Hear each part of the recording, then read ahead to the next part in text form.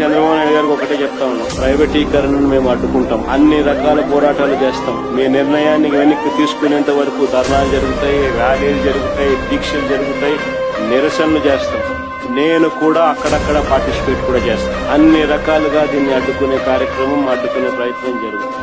నేనొక్కనే కాదు, నేను రాష్ట్ర వ్యాప్తంగా రాష్ట్ర శ్రేయస్సు కోరే ప్రతి ఒక్కరికి కూడా పిలుపునిస్తా ఉన్నా, ప్రతి పార్టీకి కూడా పిలుపునిస్తా ఉన్నా. అందరూ కలిసి రండి కూడా. ఇది రాష్ట్రానికి సంబంధించిన ఆస్తులు.